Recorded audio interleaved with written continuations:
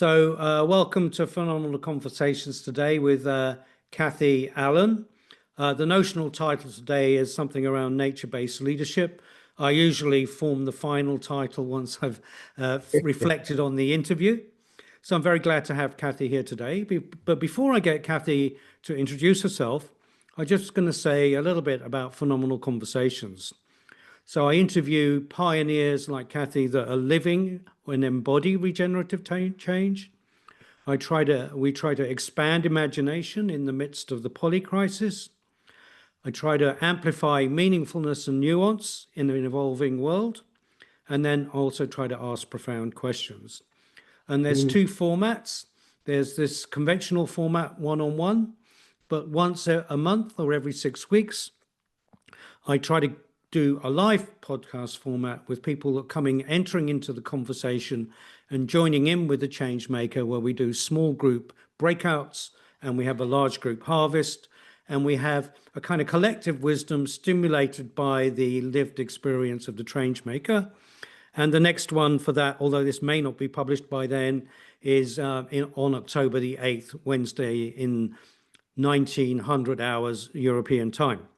That being said, I don't do biographies, but I do like to get my interviewees to do a little potted introduction to themselves, to share where they're at the moment, and then we'll go into the substance of the interview. So welcome, Kathy. Very glad you could join us, and I'm really excited to what we can share together.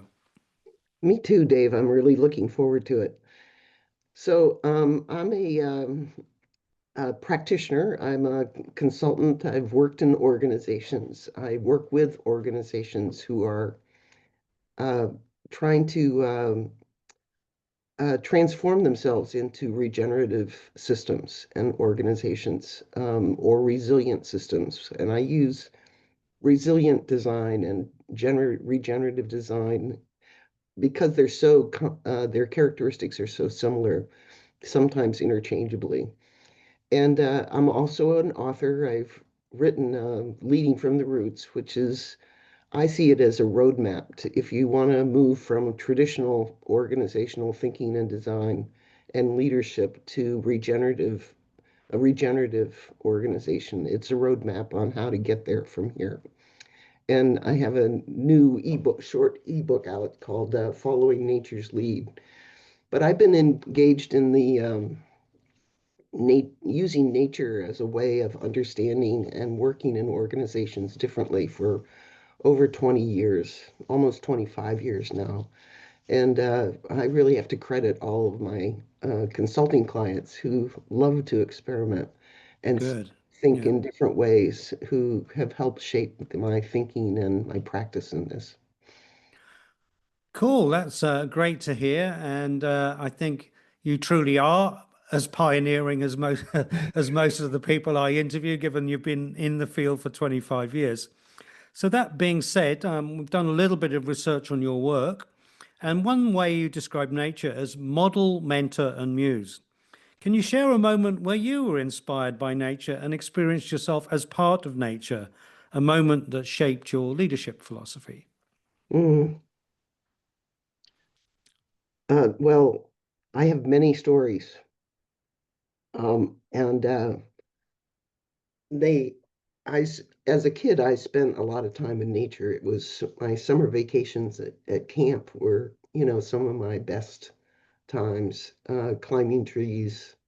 So I've always been kind of a person who likes to live and experience nature, but also observe.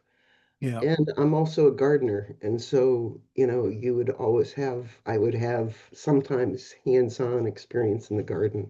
But I found that my mind is quite active, that when I put my hands in the soil, my mind calms down and I can be fully present in the moment. Right.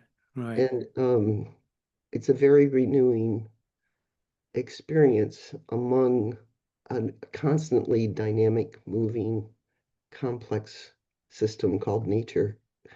I had a recent moment when I was up vacationing on the North Shore of Lake Superior, walking into the rental room condo that I had rented for that visit, and looking out on there was as you enter into the room, there was a full view of the horizon of the lake, which is a huge lake in the US if you're not familiar with it. So you don't see anything on the other side. Yeah. And it it just I just connected with this ability to see with no barriers Mm, of wide, long distance, and mm, discovered again for myself how important it was for me to spend time looking at the horizon and right. seeing how it expands your mind, how it lowers your heart rate, how you just feel connected to something bigger. This is my grandfather, who was born and raised in Germany. He believed that you should spend 15 minutes a day looking at the horizon so you don't get caught up so much in the day to day. And but that was a kind of a multiple connection. But it does shape my leadership because I no longer stay just in the near term time frame. Yeah. I always look at how my actions will have ripple effects over time and how it will either contribute to future leadership teams' work or how it will constrain future leadership teams' work. Cool. I once asked Joe Brewer about, what do you do when it's the whole crisis is getting on top of you? And he said a similar thing, just put your hands in the soil. Just put your hands in the soil and, nature will work through you if you make contact. So that's a very interesting correspondence between Hmm. his work and yours. And in following nature's lead, if we move on to the second question, you mentioned seven principles like energy, independence, and interdependence and trust. Which principle do you think has transformed your own way of being, not just as a leader, but as a person in relationship to the living world? I'm going to say, if I can only pick one, that it was interdependence. Okay, yeah, When I became, we toss the word around a lot, but when you really deeply understand that you're living in an interdependent world and that your actions will have a ripple effect on others at a distance yeah, or nature at a distance, and they will also on you. Something changes in the way you see the world. mm, mm, Um, Interdependence then shifts you from thinking that you're living in a system of things to realizing that you're actually living in a system of relationships. right, yeah, And as soon as you go there, then connectivity matters yeah, and the quality of your connections and relationships matter. And so all of a sudden, the other thing, ripple effect, is that you start looking at the whole instead of the part. yeah, And so, and that has changed everything. And it changes the way I consult. It changes the way I help people see their organizations. It's changed my way from thinking about mission to thinking about purpose, because yeah, purpose is a relational conversation as opposed to a statement of who you are as an organization, which is what a mm, mission is. right, And so interdependence is not something that isn't is top of mind for many. no, Um, we have a culturally constructed world that we're living in that is based in a system of things, yeah, looking at um, what we do and what we produce as opposed to the quality of our relationships. yeah, My work is a lot about transforming organizations, communities, and once you go to interdependence, you realize that all change flows down along lines of relationship at the speed of trust. yeah, beautiful, yeah, Energy would be my close second yeah, of this because I now use energy as a diagnostic for when I know we're either aligned in a living system or we're not. It's right, whether there's positive energy or not in the right. room. Could you say a little bit more about that? So, um, when you're responding to clients and the work that's happening, you're sensing the kind of flows of energy? Do say more Yes. about that. Yeah. Um, well, so nature starts with an energy exchange. Sunlight uh, shines down on the earth, and we're lucky enough to have trees and grass and algae that Yeah. can, through photosynthesis, transform that into nutrients that fuel all of life on the earth. For So it's sure. Yeah. collaborative, relational exchange. Sunlight falls on the moon, but there is no photosynthesis, so there's no energy nutrient capture Yeah. there, Yeah. right? So I've been asking for a while, partly in writing my book, but partly in experimenting with organizations. What is organizational photosynthesis, and Okay. what is that relationship to leadership? And I thought, in terms of energy, was another language to use for photosynthesis. Every individual um, has a free resource inside of them, and which is their own energy that they bring to their work. Yeah. And they can choose Monday morning whether they want to bring positive, negative, or neutral energy to the A work. lot do. Yeah. Yeah, and a lot do. And so, in a leadership framework, there are conditions that enhance positive energy at work. One Yeah. of them is connection to a higher purpose. Yeah. So you're not just doing work in a rote kind of sleepwalking manner. Another one is the quality and authenticity of your relationships and your connections to each other. And another one is the basic reciprocity that you have with people. You know, if organizations that are tightly hierarchical and like to rank order people or objectify people tend to build out pockets of negative energy or maybe have negative or neutral. They never manifest or access the power of everybody's individual energy that they can bring to work. Yeah. So I'm in the business of creating conditions where positive energy shows up. And when your energy dips, you got to pay attention to what's happening in the room Yeah. because it matters. And when my own energy dips, I use that as a diagnostic of what's going on here. Okay. That's great. I love those examples. So if we go on to leadership, using nature and leadership, I mentioned it's having a kind of rebirth or renaissance here in the Netherlands. So I'm curious. Some might work with nature only as a metaphor. So how do you invite leaders to move beyond metaphor into the lived, felt reality of being nature? So it's not just a poetic framing or nice notion, but becomes a transformational experience. For me, uh,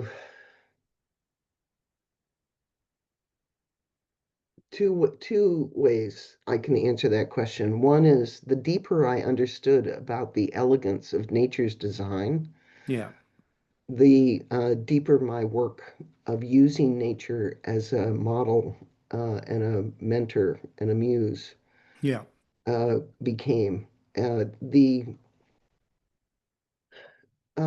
when you take and so when you take a principle that's found in nature, like uh, waste is never wasted.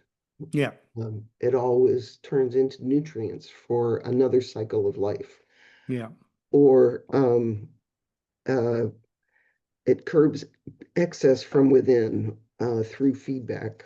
Then you can unpack that design principle and look at your organizational system and say, okay, feedback is necessary to curb being excess.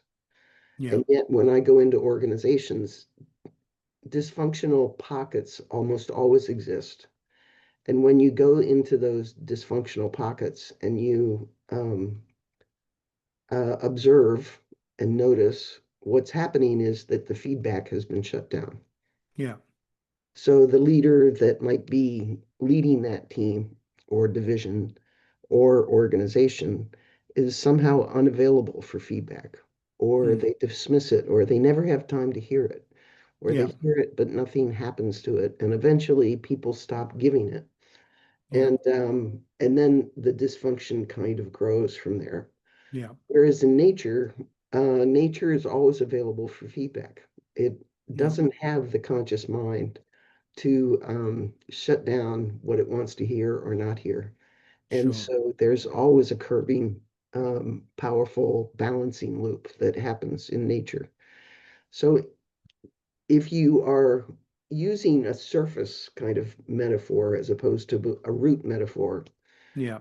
for bringing nature, I think the anecdote to get you below the surface is by going deeper into the design. Right. But in terms of living systems, I began to play with this was another energy experiment that I was having is using quantum mechanics and quantum physics and other there's data beyond just seeing nature as a source Yeah. Yeah. tells you that there are different ways of thinking about it. So in our culturally constructed organizations, we think about questions, leadership questions as who's going to do this. But in an interdependent living system, it's what interactions will make this work. Yeah. Yeah. We think about how do we control it versus what do we need to unleash? Because the living Yeah. system will work with us if we let it. And instead of transforming the individual as the individual is the problem, is our traditional frame, Yeah. living systems, field theory, you're trying to influence the field, the Yeah. culture, Yeah. instead. And so there's some very significant shifts. Instead of, how are you going to how are you going to move a system from being static to Mm. transforming itself? A living system is always in movement. So you're really just shifting the and transforming the energy that already exists and Mm. building on the movement that already is in the system. So Yeah. there's some very deep ways, but conscious ways that you can apply this that Mm. moves you to the deeper metaphor or of nature. Okay, well, that's very interesting because many organizations these days are kind of fixated on measurement, on quantification, even of human activities and metrics. And, it's very positivist in its view of the world, which is rarely questioned. So, how does what organizations are actually able to, what happens when an organization begins to see itself as part of this living interconnected web? What happens to them in that transitory place from, profit, quarterly measurements, monthly targets, all of that kind of objective ways of attending to the organization? Yeah, so this is a serious limit to to the metric world. Yeah, yeah. Because the metrics that we're currently using, we actually developed them, I think, if I wasn't there at the beginning of the use of metrics, whoever was in that room, but they um, they actually couldn't come up with a metric of what they really cared about, No, no, right? exactly. Yeah, So they created these metrics that are approximations. yeah, So I think our quarterly reports were, and profit and loss, for example, or yeah, productivity as another example, they were used as a way to say this organization is functional, it's healthy, you should invest in this organization as a shareholder or yeah, whatever. yeah, There's yeah, like, right? The problem is that when you use these proxy metrics over time, you stop realizing that the proxy metric um, is just that. yeah, yeah, It only measures a part, and you can still be dysfunctional and unhealthy and still have good proxy metrics. yeah, And so, and what happens is that a proxy metric over time makes you focus on parts of the organization instead of the whole organization. Yeah. Nature is all about the whole. It's Yeah. never the parts move and they grow and they die, but they grow and die in part to protect the whole. Yeah. So this whole positivistic thing doesn't really work when you're looking at nature-based leadership. So what happens in organizations is they begin to have a deeper, more conscious understanding of what they aspire to be and do, Right. Right. and they start looking at it differently. So they might measure not in a quarterly kind of spreadsheet, but they might be paying attention on a daily basis to the quality of their relationships with Right. their partners, with their staff, with their the clients maybe that they're working with or customers, with their supply line people, and they begin to create something more like a food web that would be found in nature or a Yeah. mycelium um, web that is a fungi off underneath the forest floor that connects and shares information and shares nutrients so the whole Yeah. system can work better. When one significant shift, for example, that I did with an organization is they were having problems with this kind of separate measurement that they were doing for different things. So the people who were delivering on programs had certain kind of things they were paying attention to, and the finance people had another one, and the HR people had another set, and um, the leadership team had another set, and they weren't really very appreciative of each other. No. The No. backroom services were seen as second class, and the folks who were generating the revenue for the organization were kind of rank The ordered top dogs. top dogs. Yeah. And so we were trying to, so I had been working with this organization, and one of the ways that we were bringing this living system nature framework into them was for 2 hours once a month, we would gather and have a conversation. They Yeah. would lift up what they were struggling with, and then we would ask provocative questions, kind of like your podcast here, Yeah. Yeah. that would say, okay, well, what if we looked at this from a living system framework? What would we Yeah. see? What would we see if we saw this from nature's perspective?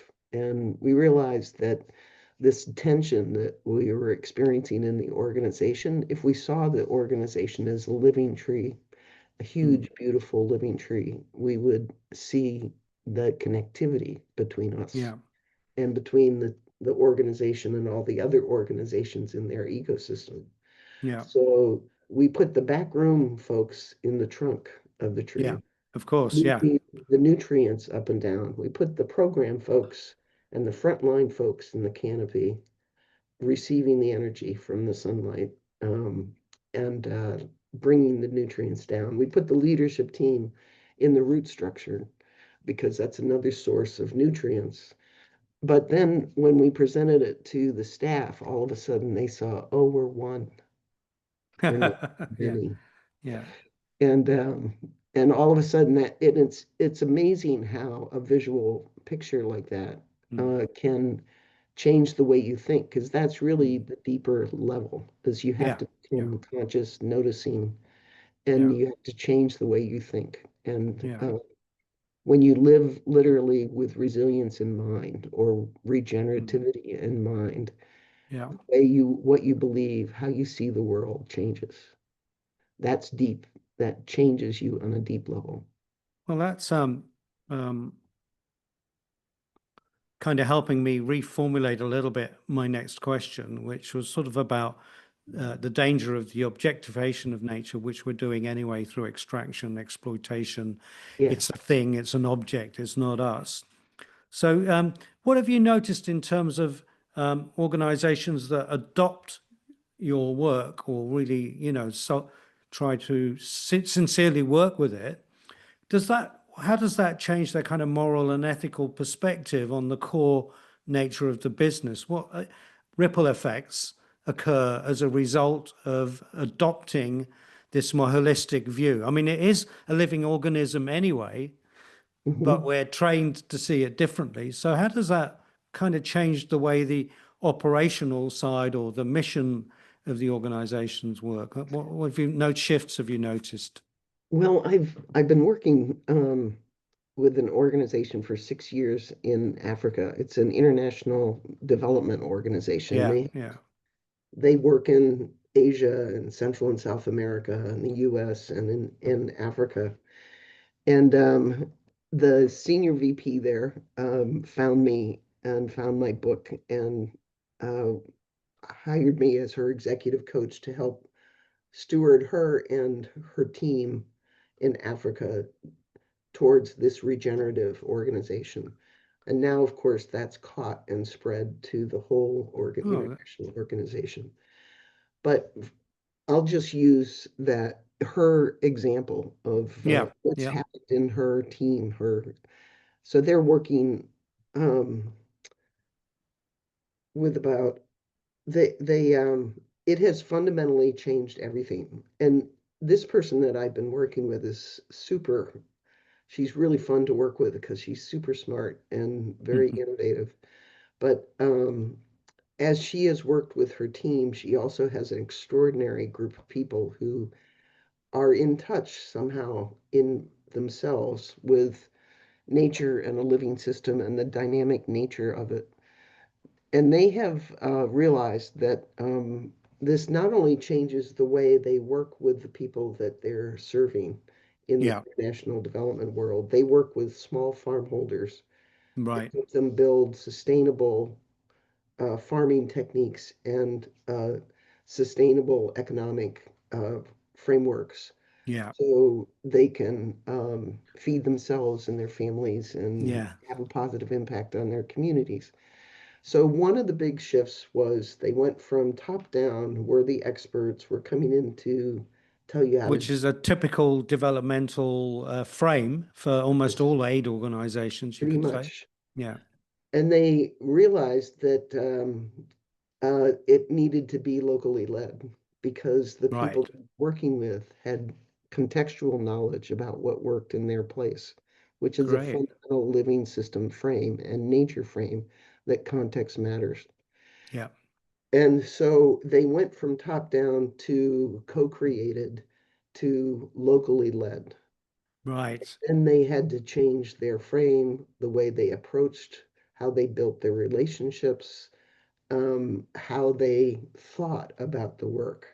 And Yeah, so that was transforming. And then the second step was you couldn't just do it with the people that you were working with. So they're working with 5.25 million farmers in yeah, Africa.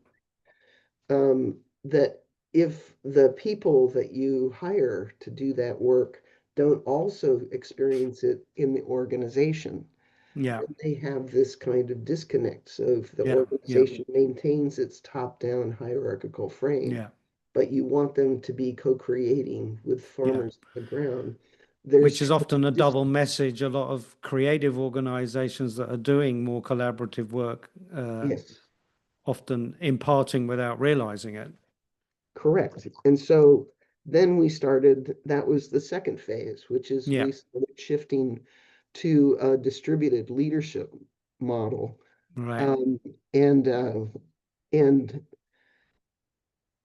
but also with a strong kind of emphasis on adaptive capacity and adaptive leadership. Because when you think about building, something so it's strong and sturdy, you often get brittle, which Right. Yeah, is yeah, yeah, yeah. an organization that can perform under compression strength, Mm. but it can't adapt. It doesn't have the tensile strength. And so brittle individuals create brittle organizations, which is the antithesis to resilient or regenerative organizations. Yeah.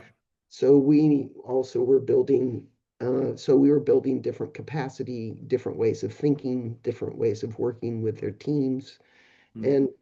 and resilient systems, they have a dynamic to them. And one of the dynamics is that they scale.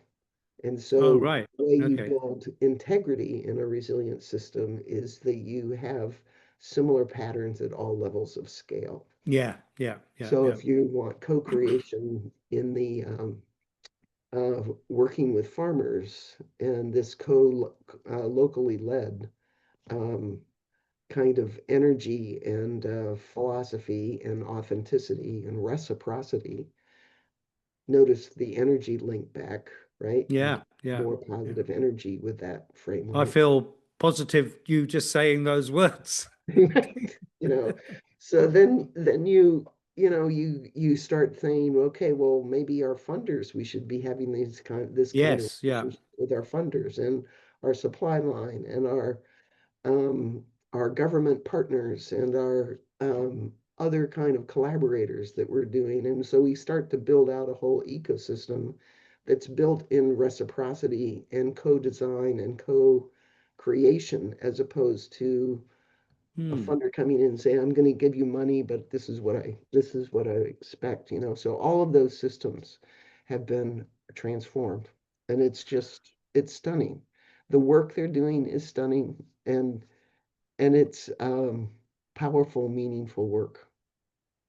So at the because one of the thing about the regenerative worlds is the shortage of funding because it's sort of ahead of the curve. And the philanthropic or developmental world has a very conservative cast. So how have they affected the kind of mindsets of those that have the purse strings? What have they done there? I think that'll be interesting for listeners or to the podcast to hear about. Well, this is interesting because it takes courage and Yeah, it takes, yeah. a perspective. And before I answer that, let me go back to another thing that happened to this organization when they went there is they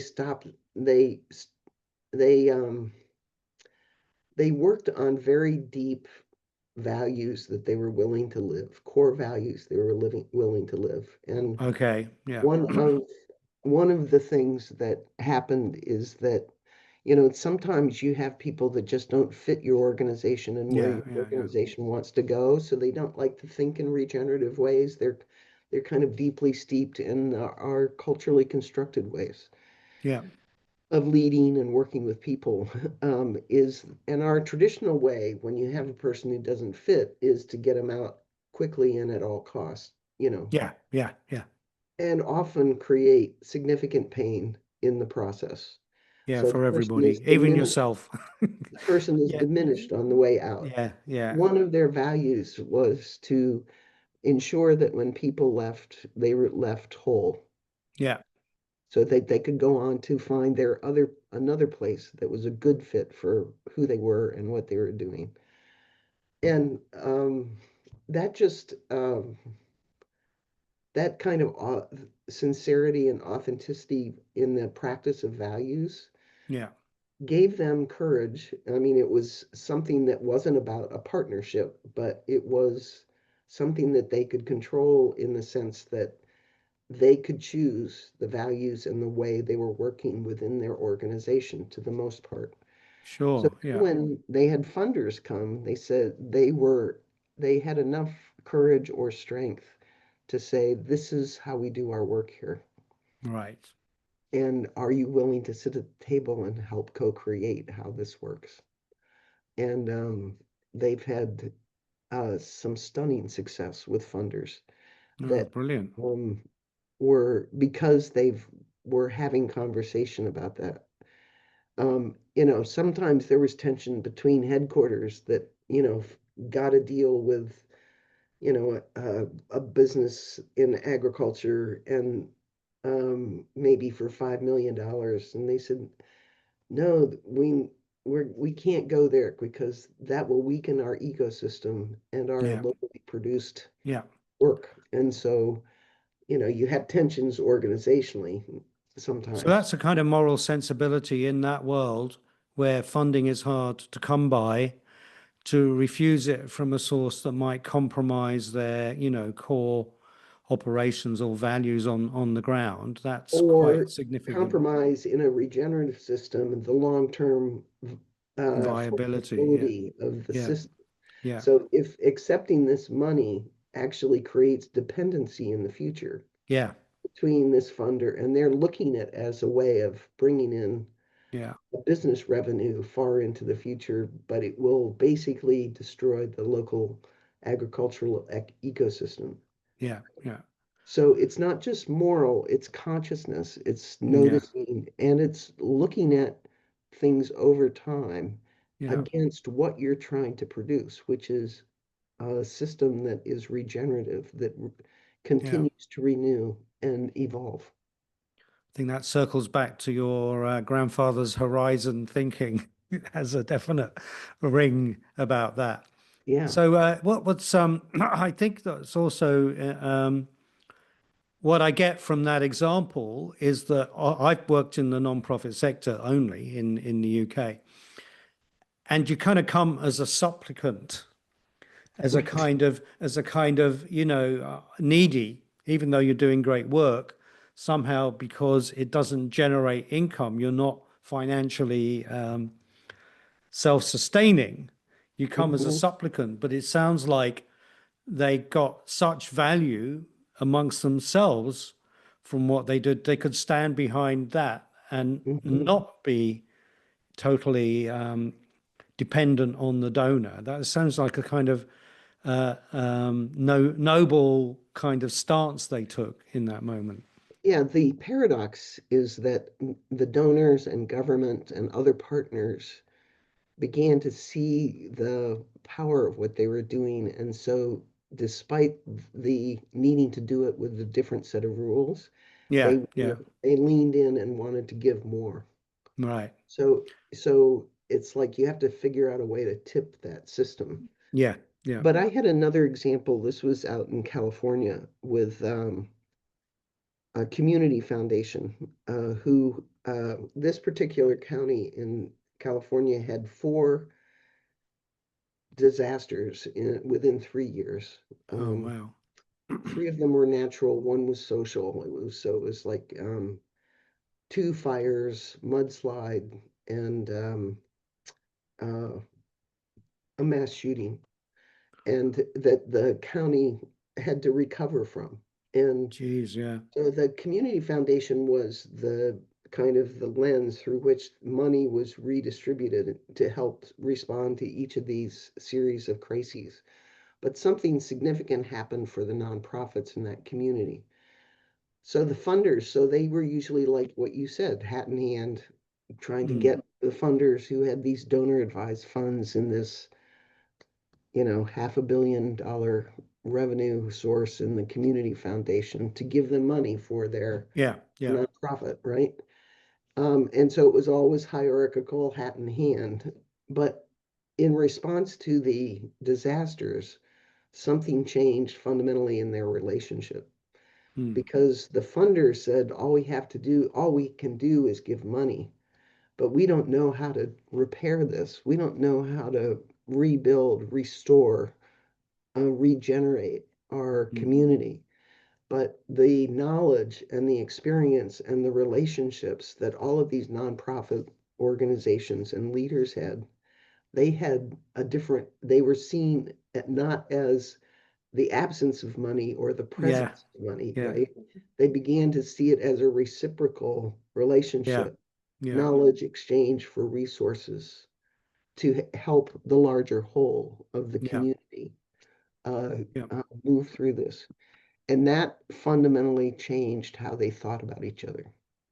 Oh, brilliant. Yeah, And that's an example of something that shifts from a traditional to a regenerative frame. yeah, yeah. Sounds great. And did they move forward in a more cooperative, nature-friendly way, or was Well, I think that they had pleny of practice. yeah, trial and error? Four major disasters in 3 years. Yeah, yeah, Um, that sounds but pretty I'm sure that horrendous. there was some backsliding at the end of Yeah, that. But I yeah, think in general that once you've experienced it, it is tough to unknow it. Yeah. So there were definitely sustaining pockets for that understanding. Okay. Got a couple more questions, so I'll just run through the next one, which I've got we've talked about somewhat about your work connects leadership to societal and ecological well-being. What might the future look like if more leaders embraced a living system mindset from the place of being nature, not borrowing or appropriating from nature? Yeah. Um, this goes to we can choose our worldview. We Yeah, can craft our worldview, and there is a regenerative worldview. yeah, And if we are stuck in a framework that is more culturally created, like power is the most important thing or one of the most important things, yeah, yeah, as opposed to service. So yeah, ecology, nature, uh, uh, trees don't eat their own fruit. yeah, Water, streams don't drink their own water. They exist to support something else in the ecosystem. yeah, And that's that's a mind shift. It's a yeah, very significant mind shift. And that and so how we think? Do we think about the ocean? I've been studying the ocean ecology, and underneath this land-based, kind of power silo, um, scarcity, uh, thing focused, short term, control thing, energy. yeah, Underneath the ocean, right on the same planet, there's a whole ecology that's built on relationships, cooperation, diversity, generous, uh, regenerative natures, et cetera, cross species partnerships for lifetimes, things like that. And so I think we're one of the things, the other dynamic of resilient systems is that there are thresholds that you cross that help you move to either a more resilient system or a less resilient system. yeah, And so our mindsets, if we are interested in helping move towards a threshold where lots the whole would thrive, yeah, then we would start with how we think. Do we assume scarcity or can we see abundance? yeah, Can we see the abundance in all of its form, not just financial yeah, or scarcity of time? Because scarcity has its own neural pathways that it creates. It for creates sure. Yeah, vision. It creates, kind of an inability to think in more complex ways. Um, so we have to kind of start growing ourselves, becoming more conscious in yeah, order to help make this move. yeah, But I think we would have a world that looks a lot like an old growth forest or like a mature coral reef or a mature prairie. We would have, um,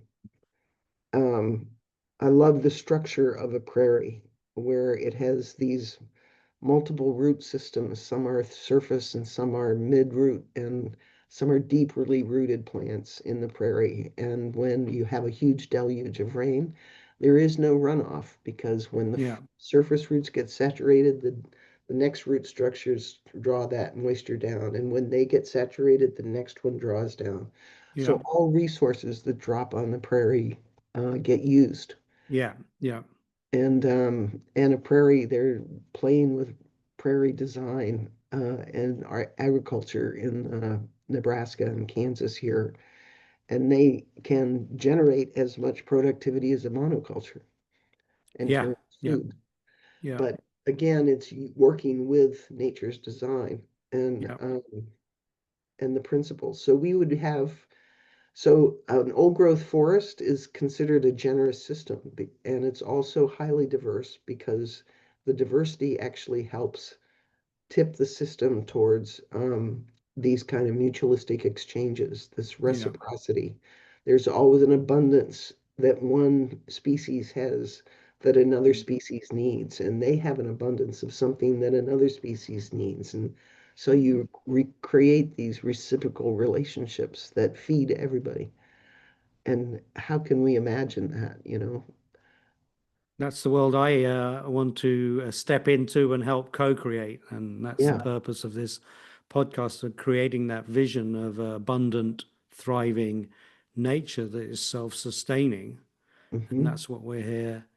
That's what I see us humans serving. That's I our think role some as of our, the river. yeah, That's our role. I think some of our indigenous cultures would be great sources to, Yeah. because they're place-based, so they know the limits of Yeah. what's around them. They observe, they protect the whole because that also the health of their own community matters to that. And but it's very antithetical to how we've been taught to think. And Yeah. uh, this new future is not taught in our graduate schools. It's not taught in our MBAs. Yeah. We're still in the old, but stuff that no longer serves us. For sure. That's for sure. So to finish off, if you could plant one seed of wisdom in today's leaders, a seed that would grow into this lived experience of interdependence, interconnection, what would that seed be? Um, I have found that once you really see the connectivity and the interdependence of the system, that you don't have to you don't have to there are a lot simpler ways to move a system forward Yeah. than we've been using. So Yeah. we tend to throw power and resources and control and milestones and objectives to For create sure. change. Yeah. But in an interdependent system, what you really need to do is figure out what is the smallest and simplest thing that I can do Yeah. that allows the interdependence of the system to bring the system into health. Yeah. So you're working really in a very intentional way with the living system Yeah. as opposed to working against it. Yeah. So I always think of that the system will help you if you let it. Yeah. But it will only help you if it's going, if your direction is going in the direction that the natural living system would want to evolve towards. So I would ask the question, I might seed the question of what's this, instead of asking how much do you need to make this thing happen, I would Yeah. ask what's the smallest thing you could do to start the change and let the natural living system of your organization continue it. That's gorgeous. It reminds me of I've just done the warm data training with Nora Bateson earlier this year, and she talks about the difference that makes the difference. And I Uh-huh. think that's really what the essence of what you're pointing to there. What's the smallest thing that we can do? Not, you know, grand 3 year strategy. Yes, Yeah, exactly. yeah, And if I were going to do one more, I would mm, say we're acknowledge the complexity of your organization, not the complicatedness of it, but the yeah, complexity of it, the yeah, dynamic, ongoing change. And complex systems need meaning, they need right. connection. And Yeah, as a simple leadership behavior, if you can be intentional about helping people to make meaning in the complexity of their organization and in society, it's a huge, beautiful thing that we can do. that's gorgeous. I love those two answers to that question. I'm going to close the interview off now. And thanks so much, Kathy. I've really enjoyed benefiting from your wisdom. And it's inspiring that you're doing this work in contemporary organizations because there's a lot of theory out there. There's not so much ingrained practice. You know, there's a few people doing it, but it's not so widespread. So I think it's great for people to hear about a living example of where this is happening in regular everyday organizations. So thanks so much, and I'm going to shut the recording off now. All right. Thank you. It was a pleasure to be here. Thank you.